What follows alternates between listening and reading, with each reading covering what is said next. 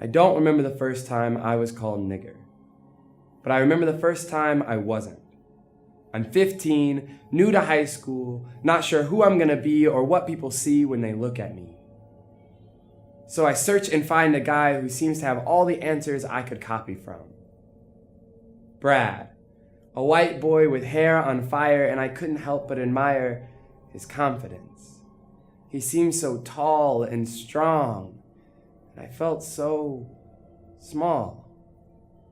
So the day he talks to me after school, I'm desperate to play it cool.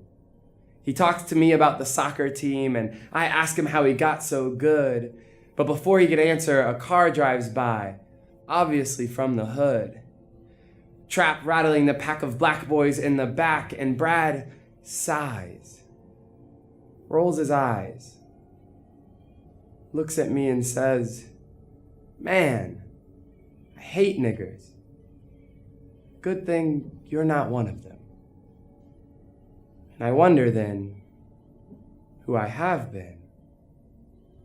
Am I a nigger?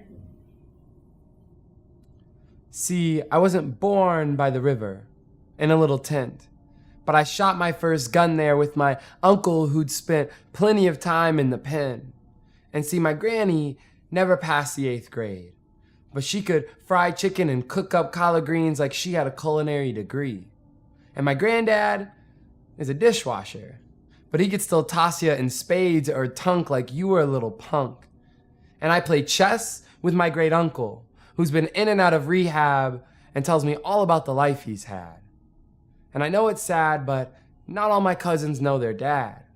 And some of my cousins fight their fears with fists because they're too hard for tears. And some of my cousins yell and can't spell and have seen the inside of a cell, but they always wish me well. And some of my cousins have made it out to Cali or elsewhere, and I swear God's there. Even with nappy hair and sagging skinny jeans, they always seem to find a way to make ends meet. And all my cousins and I rap along to the songs in the car, too loud. And now I find myself wondering what that makes me. Am I a nigger? See, Brad wasn't the first white man to see my tan and assume he knew my hand.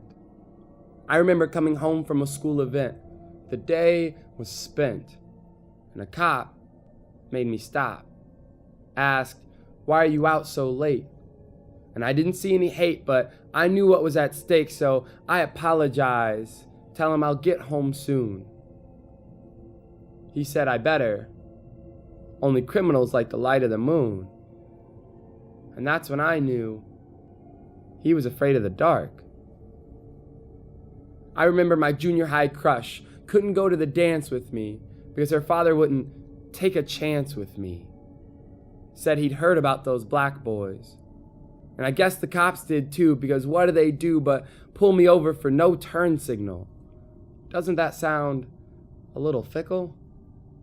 Or pull me over for too sharp a turn. Doesn't that sound a little absurd? But their eyes tell no lies when they look at me and see less than.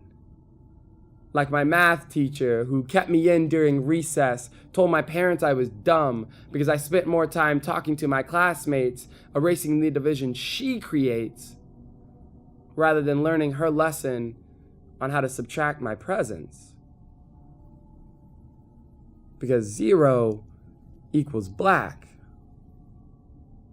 And in fact, the cops taught me that when a bullet hit a brother's back in front of my childhood home, and cops showed up, blocked off the whole zone like traffic cones, but never moved to help, only kept us from ourselves. So that nigga died.